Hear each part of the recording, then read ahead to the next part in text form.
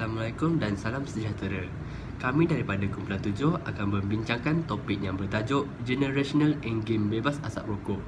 Pertama kali, mari kita tengok ahli-ahli Kumpulan 7.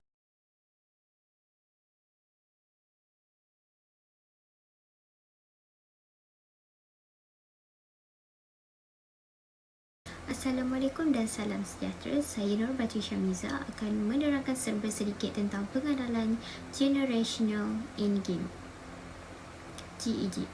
Generational Endgame iaitu GEG adalah kempen untuk melindungi kesihatan generasi akan datang supaya tiada masalah ketagihan nikotin dan bahan kimia lain yang akan mengakibatkan generasi ini terdedah kepada bahaya. GEG ini bukan sahaja kepada perokok yang menghisap rokok, malahan kepada pengguna e-rokok ataupun dikenali sebagai vape.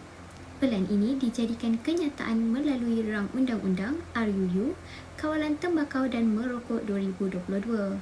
RUU telah menyusulkan supaya mengenakan kompaun kepada pesalah serta pegawai penguat kuasa juga mendapat hak kuasa untuk mereka bertindak atau menggeledah beg ataupun bagasi seseorang tanpa sebarang waran. Pembakaran tembakau menghasilkan toksik yang akan menjadi punca utama yang menyumbang kepada penyakit kronik dalam kalangan perokok tegar.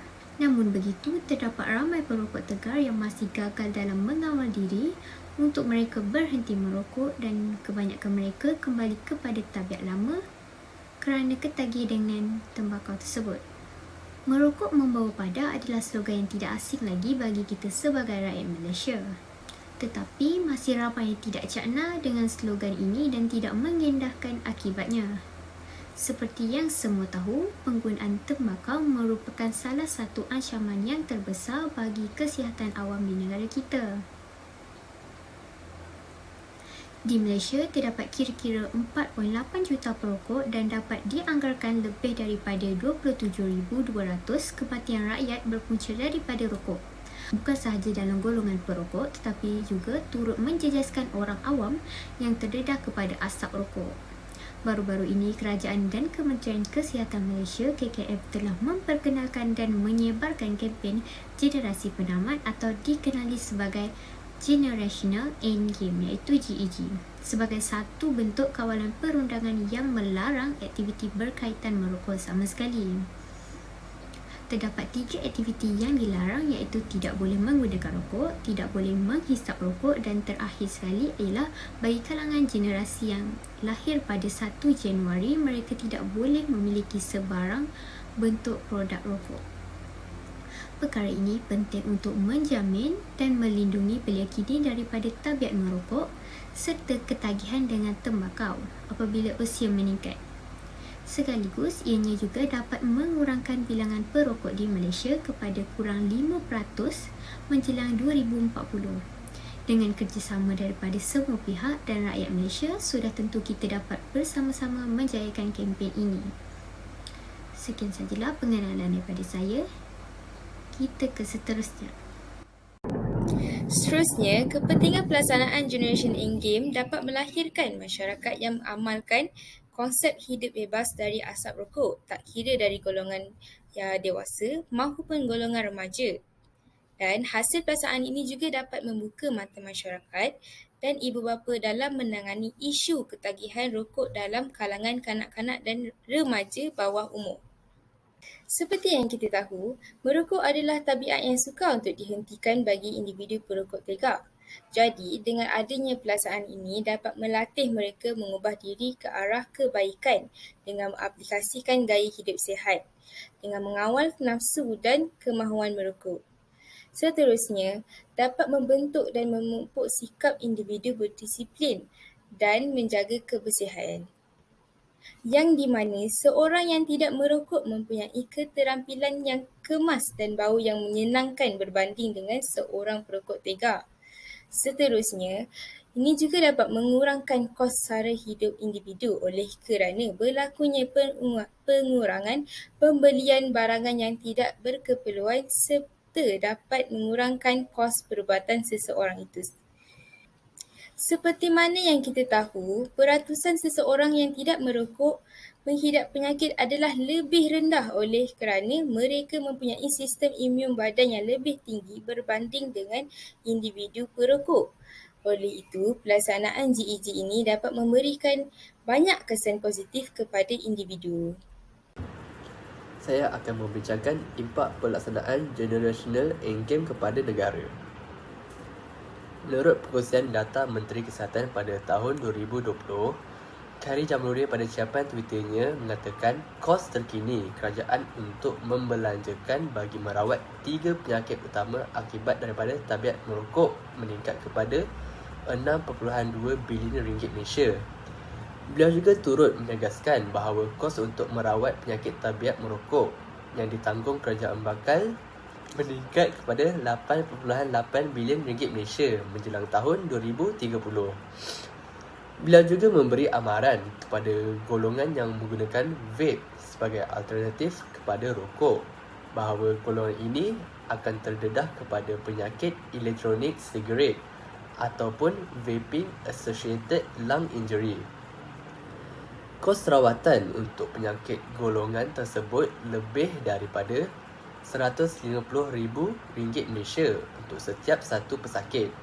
Manakala jumlah kutipan cukai produk tembakau yang dikutip negara hanyalah menyumbang sekitar RM3 bilion Malaysia sahaja atau bersamaan 0.2% daripada keseluruhan keluaran dalam negara kasar. Ini membuktikan bahawa tabiat merokok ini tidak menyumbang pendapatan negara kerana jumlah kos rawatan penyakit rokok jelas lebih tinggi berbanding daripada kutipan cukai produk tembakau yang dikutip. Di sini, jelaslah bahawa produk tembakau ini merupakan liability kepada negara. Selain itu, menurut Dr. Muhammad Afzanizam Abdul Rashid, kesan tabiat merokok ini juga bukan hanya melibatkan kepada aktiviti ekonomi negara, malah dari sudut produktiviti. Seorang yang sihat dan bebas daripada asap rokok boleh bekerja dengan baik dan dapat menyumbang kepada ekonomi negara. Selain itu, penerimaan rank Undang-Undang Generational Endgame atau GEG. Cadangan GEG telah diterima baik oleh sebahagian besar masyarakat dan turut disokong oleh pelbagai pihak, tidak kira dari dalam atau luar negara. Yang pertama, sokongan antarabangsa. Inisiatif Kementerian Kesihatan mengusulkan polisi generasi penamat GEG sebagai usaha mengawal tabiat merokok dan penggunaan peranti e-rokok dalam kalangan generasi muda telah mendapat sokongan daripada 18 komuniti kawalan tembakau antarabangsa. Mereka menyatakan sokongan tidak berbelah bahagi terhadap usaha Malaysia dan KKM dalam memperkukuh kawalan tembakau di negara ini menerusi dasar tersebut. Komuniti itu antaranya termasuklah Action on Smoking and Health, ASH Canada, ASH Scotland, ASH Amerika Syarikat, African Tobacco Control Alliance, ATCA, Asian Consultancy on Tobacco Control, Hong Kong, Asthma and Respiratory Foundation New Zealand, Cambodia Movement for Health dan Tobacco Campaign Director Corporate Accountability.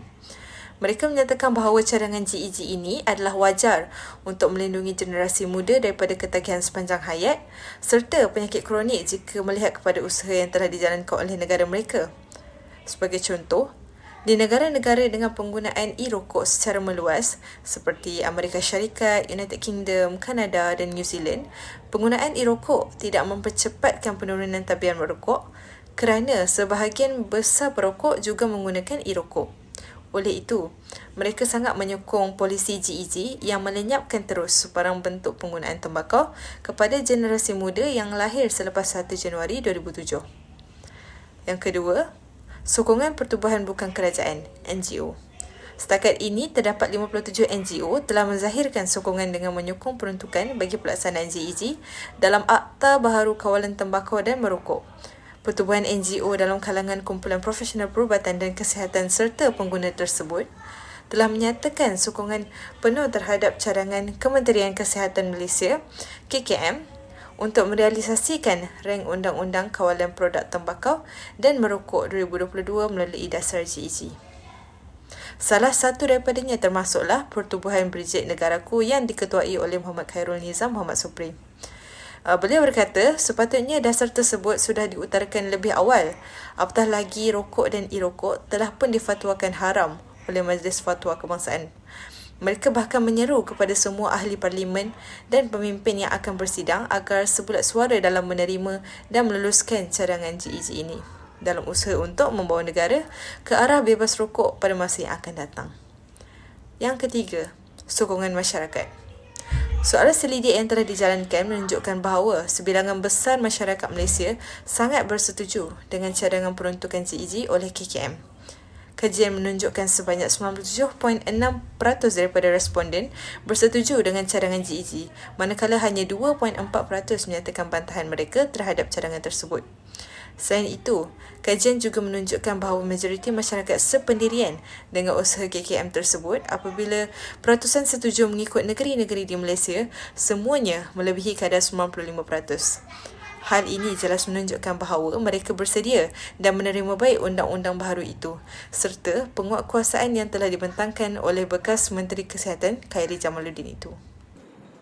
Di mana ada penerimaan, di situ juga ada bantahan. Begitu juga perkara yang sama berlaku dalam RUGEG ini, iaitu rang Undang-Undang Generational Endgame yang dilaksanakan oleh kerajaan.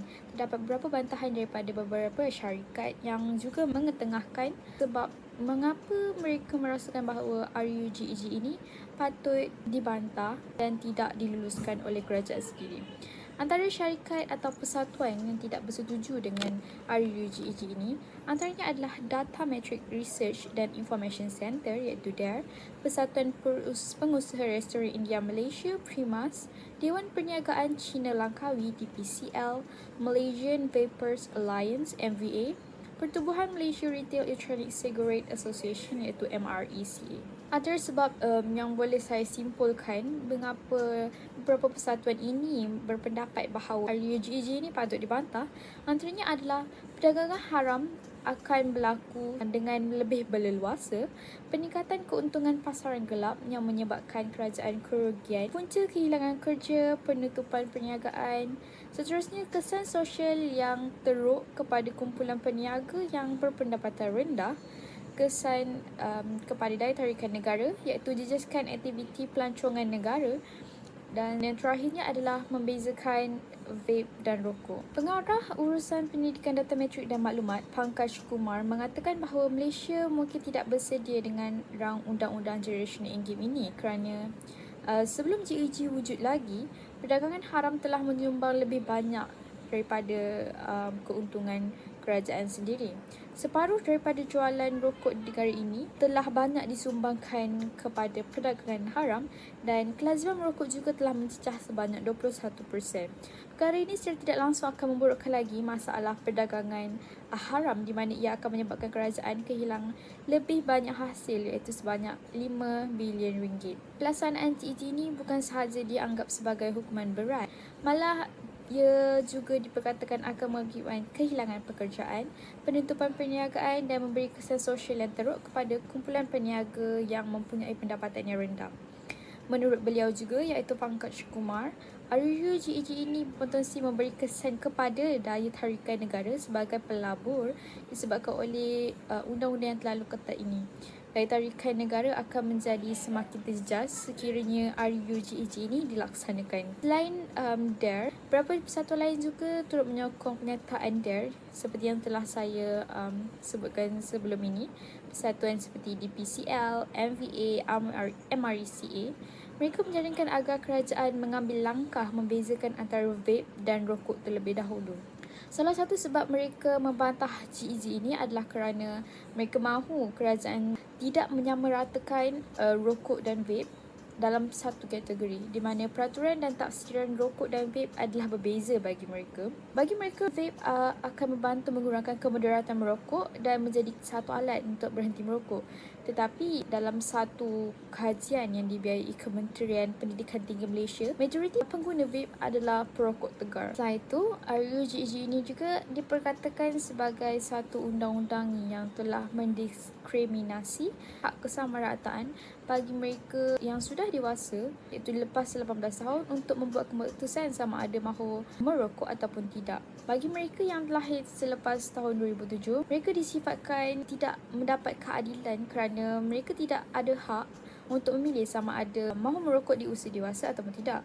Tetapi bagi mereka di tahun 2006 diberikan kebenaran dan hak untuk memilih sama ada mereka mahu meneruskan usia remaja mereka dengan merokok ataupun tidak. Dengan itu telah timbulnya persoalan kenapa ada perbezaan dalam generasi bawah umur yang lahirkan antara 2005-2006 dengan mereka yang lahir pada tahun 2007 dan yang ke bawah. Dalam perlembagaan persekutuan, siapa sahaja merasakan diri mereka telah didiskriminasi ataupun dianiaya, mereka boleh membawa tindakan tersebut dan pertikaian tersebut ke mahkamah.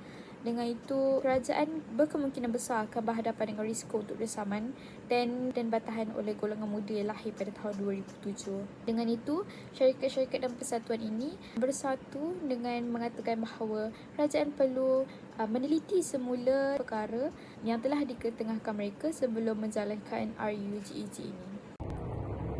Antara langkah pelaksanaan yang boleh dilaksanakan, pertama sekali, kerajaan mestilah menilai terlebih dahulu bagaimana ia dilaksanakan. Produk yang mengandungi tembakau boleh didapati secara dengan mudah di pasaran. Generasi yang lahir pada tahun 2007 dan seterusnya tidak akan dapat membeli produk tembakau di kedai runcit atas cadangan yang diusulkan ini. Jika pembelian dibuat secara fizikal, ia boleh dipantau, tetapi terdapat kesukaran yang ketara dalam mengawasi perkara dalam talian, terutamanya untuk produk seperti rokok elektronik dan vape. Mengenalkan kepada negara sistem hukuman yang berfungsi sebagai penghalang kepada kedai untuk menjual produk ini kepada generasi tersebut. Keberkesanan larangan ini sudah pasti akan diuji, walaupun penguatkuasaan bukan sahaja tanggungjawab Kementerian Kesihatan Malaysia, kerana kementerian dan agensi lain seperti KPDN, ACP dan lain-lain. Seterusnya, perdagangan haram atau pasaran gelap untuk produk tertentu akan sentiasa berkembang jika kerajaan berkeras untuk mengharamkan atau menyekat pembeliannya. Pengguna akan memikirkan cara untuk mengatasi undang-undang untuk mendapatkan barangan ini. Kerajaan juga terpaksa berdepan dengan perang yang tidak berkesudahan terhadap perdagangan rokok haram yang mengakibatkan kerugian cukai berbilion-bilion setiap tahun. Usaha untuk menghalang produk tembakau ini daripada sampai ke generasi akan datang mungkin akan menjadikannya lebih diminati di pasaran haram. Selain daripada mengharamkan rokok, vape dan rokok elektronik juga perlu disekat kerana produk ini mempunyai peluang yang lebih tinggi untuk dijual di pasaran gelap. Generasi baru yang membuat hampir semua pembeliannya dalam talian akan memikirkan cara untuk mendapatkan barangan tidak terkawal dan belum teruji ini yang mungkin tidak memenuhi piawaian kualiti dan mungkin memudaratkan. Akhir sekali, jiwa masyarakat perlu disedarkan dengan bahaya yang ditimbulkan oleh rokok sebelum undang-undang boleh dilaksanakan melalui pendidikan awal peringkat rendah, menerusi pelaksanaan program I'm Free dan kesihatan oral tanpa amalan merokok di peringkat sekolah rendah dan menengah. Intervensi Kementerian Kesihatan di peringkat sekolah perlu lebih dipertingkatkan lagi. Projek Kementerian Kesihatan memerlukan penyertaan penuh ibu bapa yang mesti menunjukkan contoh positif kepada anak-anak mereka. Ini disebabkan ibu bapa yang merokok mempunyai pengaruh terhadap anak-anak selain tekanan rakan sebaya dan memainkan peranan dalam keputusan mereka untuk merokok. Seperti mana yang telah dibentangkan oleh rakan-rakan sekumpulan saya, jelaslah terdapat banyak kebaikan bagi rang undang-undang generasi Endgame RUGEG. Telah dikupaskan satu persatu tentang kebaikan GEG bagi negara, keluarga, masyarakat dan juga individu. Penerimaan baik secara antarabangsa, penerimaan oleh pertubuhan bukan kerajaan atau NGO dan juga masyarakat sekeliling juga merupakan suatu pencapaian yang baik bagi RUGEG ini. Tetapi dalam setiap penerimaan pasti ada bantahan juga yang wujud. Langkah pelaksanaan juga telah dibincangkan bersama-sama sebentar tadi. Kesimpulannya, matlamat utama GEG adalah untuk mengurangkan merokok kepada 5% atau kurang. Konsep GEG ialah satu cara untuk membantu mengawal penggunaan tembakau. Tambahan lagi, masih terdapat individu yang beranggapan bahawa GEG akan melanggar hak orang yang terlibat, seperti yang termaktub oleh Perlembagaan dan Akta Perlindungan Pengguna. Terdapat beberapa impak yang bakal dihadapi jika rang undang-undang GEG ini dilaksanakan sebelum persiapan yang sepatutnya. Antaranya, ia bakal mengakibatkan ramai kehilangan pekerjaan, penutupan perniagaan, kesan sosial yang teruk kepada kumpulan berpendapatan rendah, dan berpotensi menjejaskan daya tarikan negara sebagai destinasi pelaburan ekoran undang-undang yang ketat. Walaupun rang undang-undang ini hanya akan memberi kesan kepada mereka yang dilahirkan selepas 2007 dan penguatkuasaan mungkin akan bermula pada 2025, ia dilihat akan lebih memberi kesan kepada ekonomi secara keseluruhan. Dengan kos pematuhan yang lebih tinggi berkaitan rang undang-undang, perniagaan mungkin sukar untuk mengekalkan keuntungan dalam keadaan ekonomi yang tidak stabil.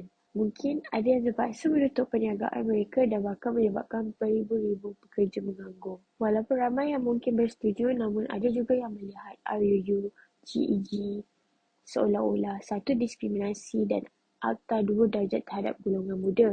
Pelaksanaan GEG secara berperingkat juga akan memberi kesan kepada pemain industri vape di Malaysia yang merangkumi 3,000 usahawan dengan 1,500 pekerja dan melibatkan 1 juta pengguna.